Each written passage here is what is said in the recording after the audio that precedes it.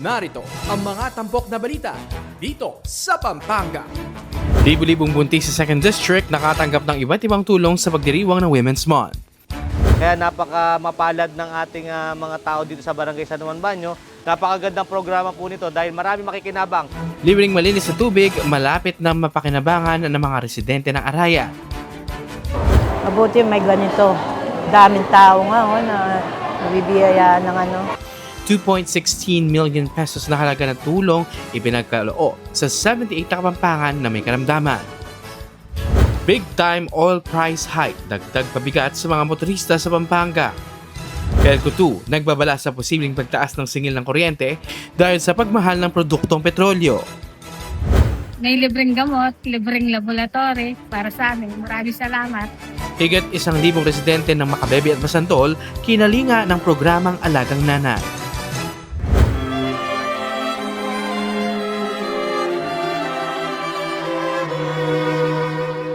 Lenten exhibit sa mall, tampok ang mahalagang imahe ng pasyon ni Jesus.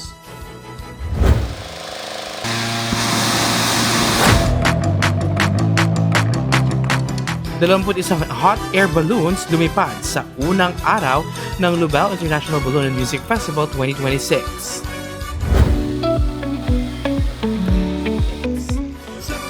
Kulay at saya sumiklab sa ikalawang araw ng Lubao International Balloon and Music Festival. Lahat yan, tunghayan sa Balita Pampanga. Maya Payaldo, Pampanga. Magandang araw, Pilipinas. Ito ang Balita Pampanga. Naghahatid sa inyo ng mga napapanahong impormasyon at maiinit na balita.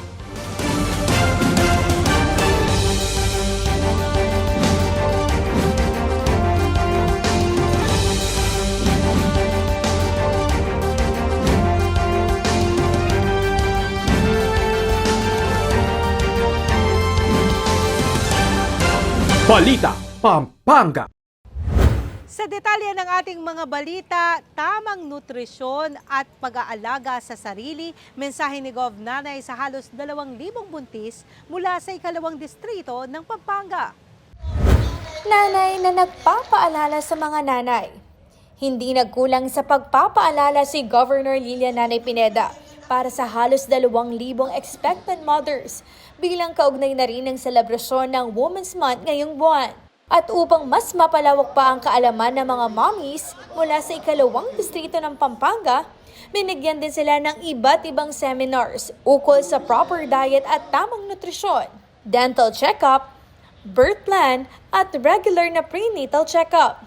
Pinangunahan ito ng OB-GYN na si Dr. Flery Mayor upang matiyak na ligtas at malusog si mommy at si baby habang nasa sinapupunan pa.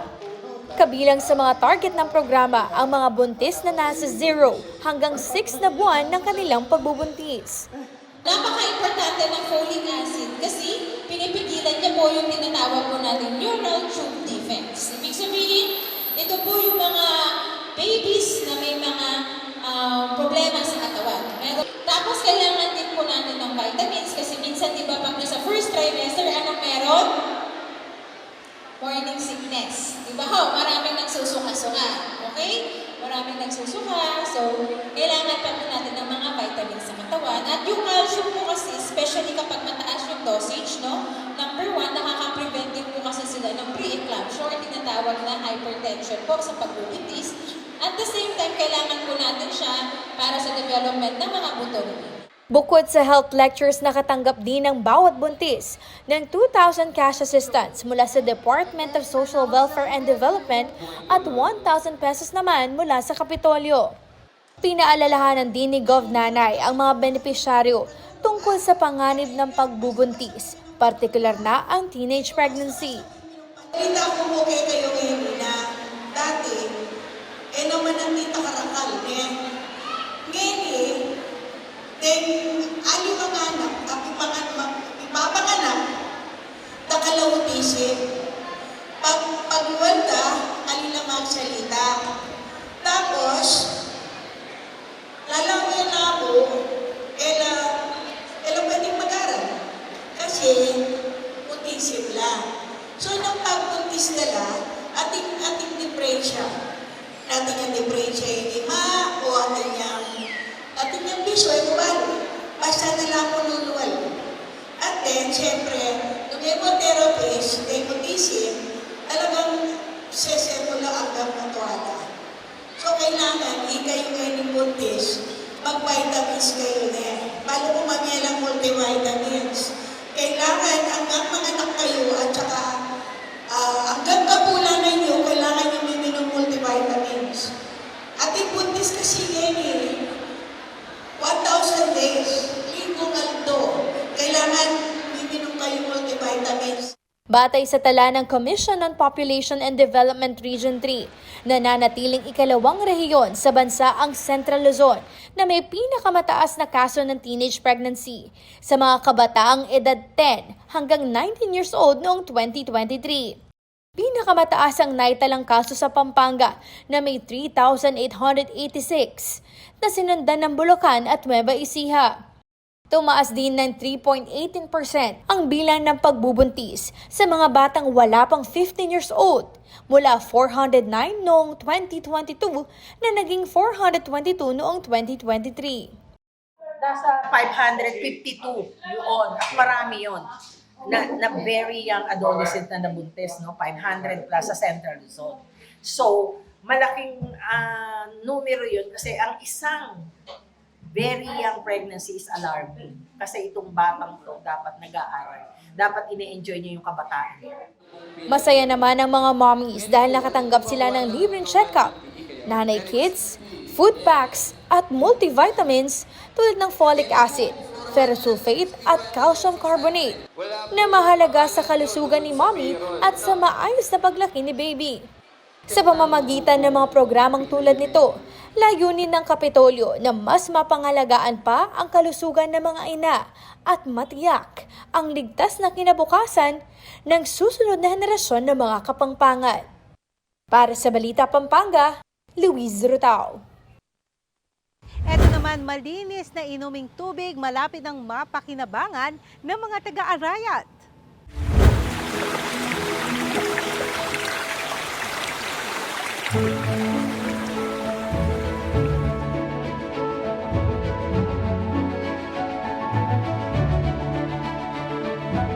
Malapit nang mapakinabangan ng mga kabalen ang proyektong Sinukwan Purified Water.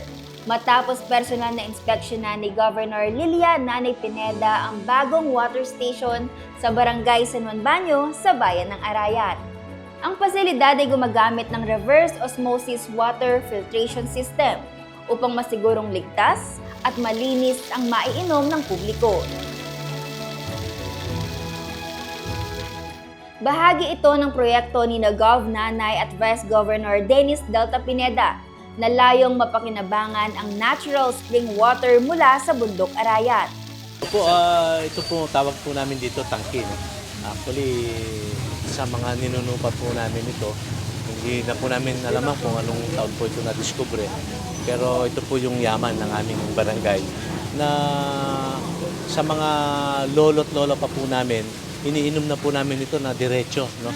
So mas ngayon po, pinaganda ni Nanay Gov saka ni Vice Governor Dennis, ang binigyan niya po tayo ng purified spring water para maproseso po yung tubig na pag ininom po natin, alam na ligtas na at masarap na yung tubig po na nanggagaling po sa bukal. No?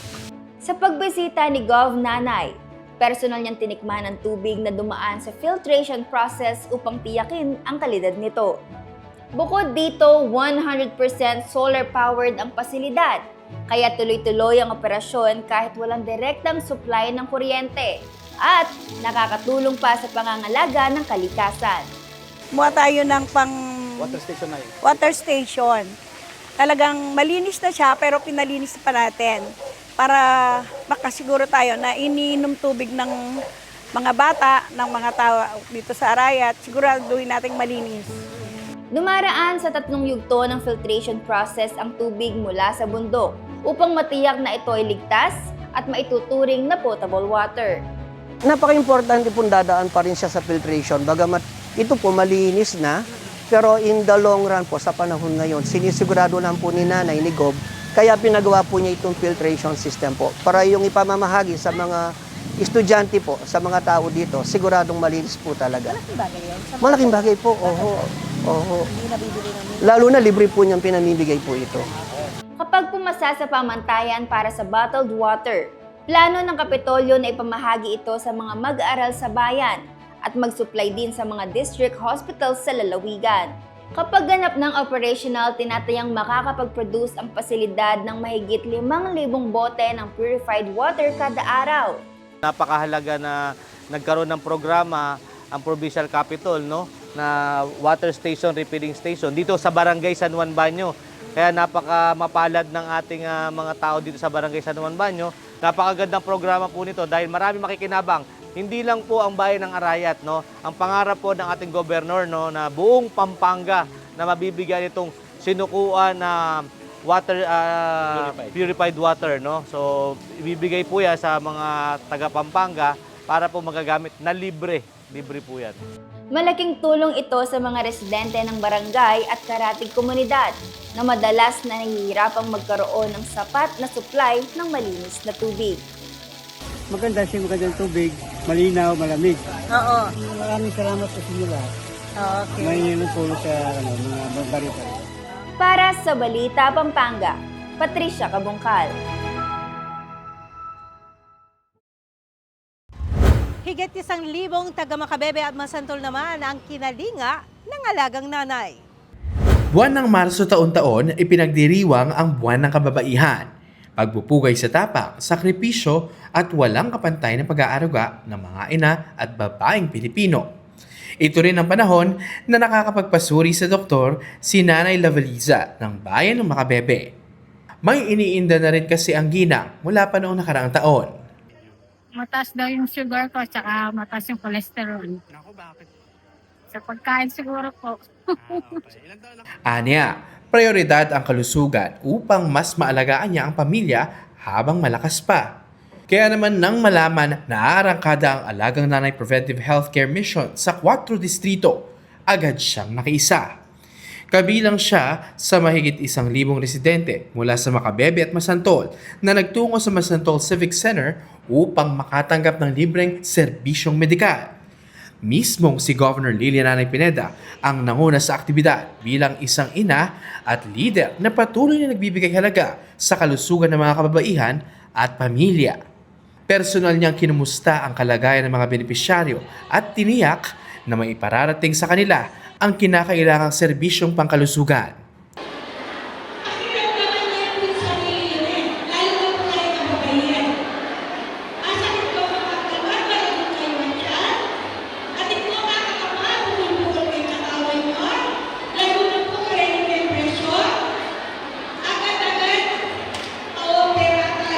Binigyan ng mga residente ng libreng serbisyong medikal mula sa pamahalaang panlalawigan.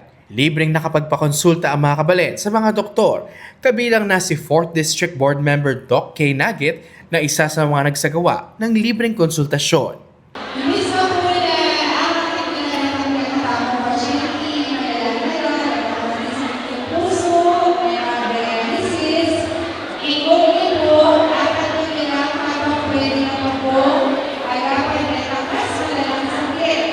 Matapos magpasuri sa mga eksperto, nakatanggap din ng libreng gamot mula sa Kapitolyo ang mga kabalen. Nakiisa rin ang pamahalang bayan ng Masantol sa pangunguna ni Mayor Danilo Ginto at Vice Mayor Lucia Lizel Ginto bilang suporta sa adikaing mapangalagaan ng mga kababaihan at komunidad. Maraming salamat po, Nanay. Malaking tulong po sa akin. Medical mission niyo para sa amin. Lalo na sa amin ngayon. Mahirap yung buhay. Laging mataas yung bilhin. Ngayon, may libreng gamot, libreng laboratory para sa amin. Maraming salamat. Patuloy na pinagtitibay ng pamahalang panlalawigan ng Pampanga ang kanilang pangako sa pagpapalakas ng preventive healthcare programs na lalong nagpapakita ng pagkilala sa mahalagang papel ng mga kababaihan sa lipunan. Layo nitong maagapan ang mga sakit, mapangalagaan ang kalusugan ng bawat kapampangan at mailapit ang serbisyong medikal, lalo na sa mga komunidad na higit na nangangailangan. Dahil ang malusog na ina ay ilaw at lakas ng bawat tahanan. Para sa Balita Pampanga, Gerald Glutton. Higit 2 milyong pisong tulong naman ang ipinagkaloob sa 78 kabalen na may sakit. Mahirap at masakit. Ito ang pinagdaraanan ng 53 years old na si Catherine Carrion sa tuwing siya ay sumasailalim sa chemotherapy matapos ma-diagnose ng ovarian cancer. Mahirap, masakit. Sa pakiramdam, lalo na pagkatapos mo makemo. Mahirap yun. May tumutulong yung mga kapatid ko.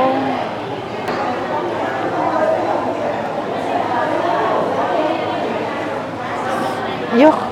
Nagsimula ang lahat ng makaranas siya ng pagdurugo.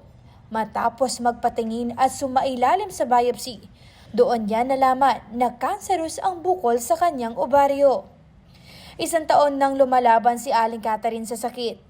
Umaasa siya sa tulong ng kanyang mga kapatid, sa kanyang maliit na sari-sari store at sa mga programang tulong medikal ng Kapitolyo ng Pampanga upang maipagpatuloy ang kanyang gamutan. Someone is 50,000. Sa liman, 100,000. Noong Lunes, isa si Aling Catherine sa 78 na kabalen na may karamdaman na nakatanggap ng financial assistance mula kay Governor Lilia Nanay Pineda. Ano na yung sangge mo? Maganda to, malaking tulong sa mga tao. Alam, may sakit, di ba? May financial na nagbibigay sa'yo. Kung walang financial na nagbibigay sa'yo, ala ka nang magagawa. Hanggang hintayin mo na lang yung mo. Mabuti may ganito. Daming tao nga na nabibiyayaan ng Ayon sa Governor's Medical Assistance Office, umabot sa 2.16 milyon ang kabuang halaga na naipamahagi upang makatulong sa pagpapagamot ng mga benepisyaryo. Okay, tayo po yan. Dito na lang po board member. Makisabi ko po kay Lunes, sana po, alala po sanang bumulit na ating mawalang yung pamilya mo. Makirami kayo po, makirami kami. Salamat. Malaki ang pasasalamat ni Aling Catherine dahil malaking ginhawa umano ang tulong na ito sa kanyang patuloy na laban sa sakit. Kamusta? Okay. Okay naman. Pagwapon ko kasi Sige, balik na namin Samantala, nasa 18 kabalen naman ang nakatanggap ng burial assistance na may kabuong halaga na 90,000 pesos upang makatulong sa kanilang pangangailangan sa panahon ng pagluluksa. Paalala ni Gov. Nanay Pineda sa mga Kapampangan, kung may nararamdamang kakaiba sa katawan o anumang sintomas, agad na magpatingin sa doktor at lumapit sa Kapitolyo upang maagapan ang sakit sa tulong ng Alaga Nanay Preventive Healthcare Program. Hindi lang ito isang beses, kundi tuwing Lunes. Ipinapamahagi ng Kapitolyo ang milyong-milyong pisong halaga ng tulong pinansyal sa lahat ng kabalen na may sakit at nangangailangan. Para sa Balita Pampanga, Luis Rotao. Umaaray na nga ang ilang motorista sa pagtaas ng presyo ng mga produktong petrolyo. Dagdag hamon sa mga motorista ang ipinatupad na big-time oil price increase na inaasahang magpapataas sa gastusin ng mga pamilya. Bago ito ipatupad, maraming driver ang nagmamadaling magpakarga nitong Lunes ng gabi sa mga gasolinahan tulad sa lungsod ng San Fernando, lalo na sa mga estasyong may mas mababang presyo kada litro. Dahil sa dami ng nagpapakarga, may ilang gasolinahan ang nagpatupad ng limitasyon kung saan isang sasakyan lamang ang pinapayagang magpakarga at hindi pinahihintulutan ang paglalagay ng gasolina o krudo sa mga lalagyan o reserbang tangke. Ayon sa ilang motorista, malaki ang epekto ng pagtaas ng presyo ng produktong petrolyo, lalo na sa mga gumagamit ng sasakyan para sa trabaho at pang-araw-araw na biyahe. Pagamba rin nila na maaring magdulot ito ng sunod-sunod na pagtaas ng presyo ng pagkain, pamasahe at iba pang pangunahing bilihin. Ito rin ang sentimiento ng gobernador ng lalawigan. Itang existing any matas na. Yun mo sana ang pakisabi ko na sana nung 10% hindi tubura, nung pwedeng 6% na niya mo, bawasan tayo, edi pakabigla. Nung pwede mo na Actually, temporary mo naman yan eh. Not naman tuloy-tuloy. Sana naman, lugod kaya nga po na resolve na yung gera ngayon team Middle East. At ang tanging solusyon sa ngayon, ang paghihigpit ng sinturon upang makasabay sa patuloy na pagtaas ng halaga ng pamumuhay. Kaugnay ng balitang pagtaas ng presyo ng mga produktong petrolyo, nagbabadya ring tumaas ang singil sa kuryente ng PELCO 2. Posibleng tumaas hanggang 16% ang singil sa kuryente sa susunod na buwan, kasabay ng pagtaas ng presyo ng langis sa pandaigdigang merkado. Ayon kay Jean Legaspi, Corporate Communication Services and Marketing Supervisor ng PELCO 2, may malaking epekto sa presyo ng enerhiya ang kasalukuyang tensyon sa gitnang silangan. And responsible usage of appliances. Number one po, well-maintained po dapat ang ating appliances. Yung filter ng aircon, if possible, we clean them once or twice monthly. Tapos, optimum temperature po talaga is 24 to 25 degrees. And then, make sure po na sarado ang pinto at bintana kung naka-aircon tayo. And then, sa refrigerator, iwasan po ang pagbukas-sara ng refrigerator. And another thing po, iwasan po ang phantom load. Ang phantom load po, ito yung nakasaksak yung appliance kahit hindi po siya gumagana. For example, ang television, kung naka-standby mode o naka-power off po siya pero nakasaksak, kumukonsume pa din po siya ng electricity. Tulad din po ng mga charger. Kung nakasaksak po ang charger pero walang naka-plug na device, iPad or cellphone, kumukonsume pa din po sila ng power. So it's very helpful po sa atin na i-unplug po yung unused appliances po natin.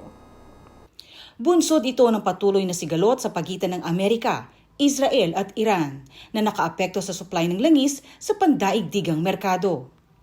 Dahil dito, hindi lamang transportasyon ang apektado kundi maging ang produksyon ng elektrisidad na nakadepende sa presyo ng langis. Mas ramdam ang epekto nito ngayong tag-init kung kailan tumataas ang konsumo ng kuryente dahil sa paggamit ng air conditioner at electric fan. Samantala, pinaalalahanan ni Legaspi ang mga consumer na maging maingat at responsable sa paggamit ng kuryente upang makatipid sa gastusin. Para sa Balita Pampanga, IV Christine. Tampok naman sa isang mall sa lungsod ng San Fernando ang isang Lenten exhibit.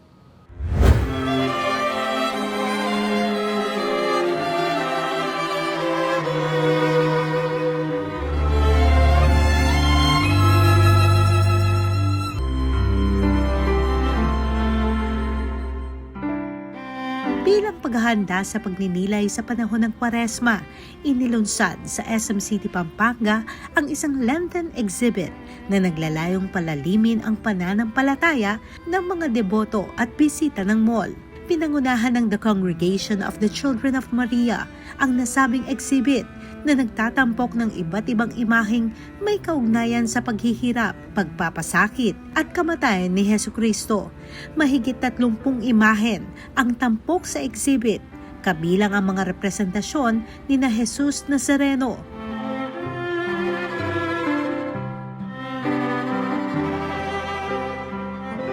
Crucified Christ, Saint Joseph, Saint Magdalena, at ang Lapieta. Pati na rin ang imahe ng mahal na Birheng Maria tulad ng Mater Dolorosa, Mater Amargura, at Mater Angustia. Naglaan din ang mga organizer ng isang espasyo kung saan maaring mag-alay ng panalangin ang mga bisita at isulat ang kanilang mga personal na intensyon bilang bahagi ng kanilang pagninilay ngayong Kwaresma. Ayon sa mga tagapag-organisa, ang mga imaheng nakapaloob sa exhibit ay pagmamay-ari ng iba't ibang kamadero at deboto mula sa iba't ibang lugar na taong-taong nakikibahagi sa ganitong gawain. Ngayong taon, ipinagdiriwang ang ika-14 na taon ng pagdaraos ng Lenten exhibit sa loob ng mall. Layunin nitong ipaalala sa publiko ang kahalagahan ng pagninilay at pananampalataya sa gitna ng abalang pamimili at pagbisita sa mall. 21 hot air balloons lumipad sa unang araw ng Lubao International Balloon and Music Festival.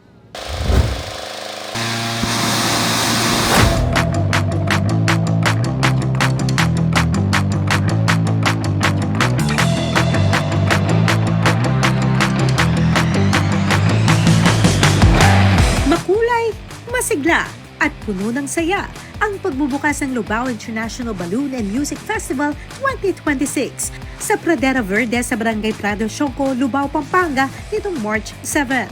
Naging paborable ang panahon kaya sunod-sunod na nakalipad ang 21 regular at special shape hot air balloons na nagbigay kulay sa kalangitan. Kabilang sa mga tampok na disenyo ang Yakult Man, Haga Bear, Taco the Octopus, Egg, Love, at ang flying car na si Nissan Micra. Nakisama nga magandang lagay ng panahon sa paglipad ng 21 hot air balloons dito sa Lubao International Balloon and Music Festival sa Lubao, Pampanga. Pero para naman din sa mga hindi nakasakay, may chance pa rin kayo ma-experience ang hot air balloon rides sa pamamagitan ng mga tethered balloons tulad nito. Sa halagang 1,000 pesos lang, sulit ang 5 to 10 minute balloon ride experience sa taas na 50 feet. It's kind of exciting but bitin. I saw them, napakaganda. And the way na they move freely from the air, nakakatuwa. Parang walang effort? Yes, parang walang effort. Tapos yun first time ko lang din kasi makita ng actual na may lumilipad na hot air balloon na nakikita ko. Bukod sa mga higanting lobo, kinagiliwan din ng mga dumalo ang 19 na mini hot air balloons na may iba't ibang hugis tulad ng Tom and Jerry, Strawberry, Frog at iba pa na nagsilbing Instagram-worthy backdrop. Okay naman, nag-cooperate yung wind. We had good tryout. I think naglanding na somewhere Bataan yung mga naunang lumipad. Siyempre, masaya ako, no? Kasi nakikita ko yung mga bata, masasaya. Tsaka may bonding ang pamilya. Pipilitin namin taon-taon talaga magkaroon ng ganitong hot air balloon. Kasi naiiba siya, nagkakaisa ang pamilya.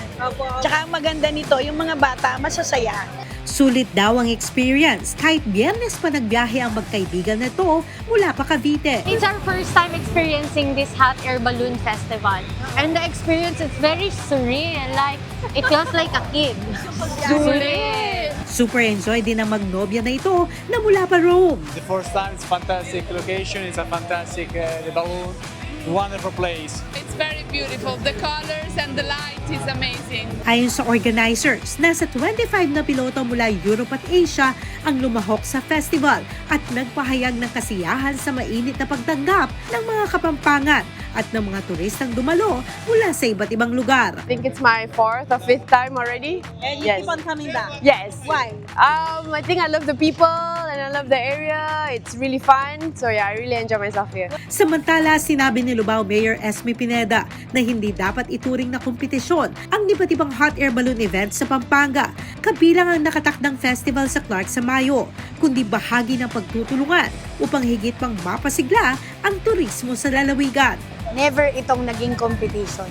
Ito, ang aim natin pare-pareho is makapagpasaya ng mga kababayan natin. Hindi lang kababayan natin, hindi lang mga Kapampangan. So, hindi po ganun yun. It's importante, masaya tayo, nag-enjoy tayo. Ang iniisip natin, di ba, sa ibang bansa lang meron ito.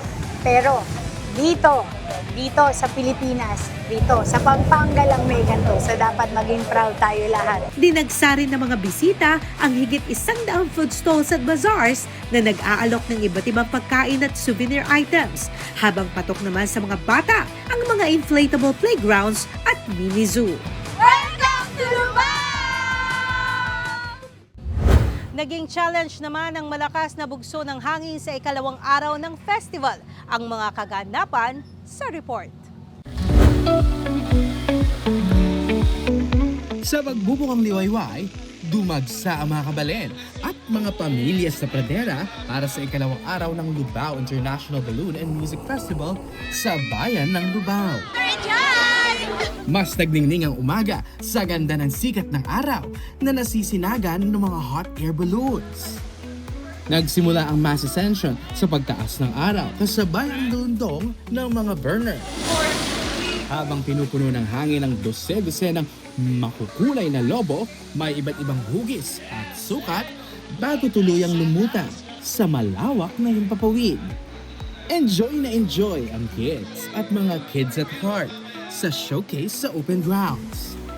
Bukod sa mga hot air balloons, makikita rin ang mga helicopter na hovering sa itaas at mga paraglider na marahang sumasayaw sa morning skies. Talagang puno ng excitement ang weekend na full of colors and everything that flies. Sa patuloy na pagdagsa ng mga bisita, lalo pang nagniningning at umuusbong ang turismo sa bayan ng Lubak, dito sa Pampanga. Para sa Balita Pampanga, Gerald Glutton. Manatiling nakantabay sa Facebook page ng Pampanga PIO para sa iba pang balita at impormasyon dito sa Pampanga. Napapanahong impormasyon, malansing mga balita, tunay na mga pangyayari inyong natunghayan dito sa Balita Pampanga. Ako po, si Grace Rutao, Pampanga, Kaluguran ka.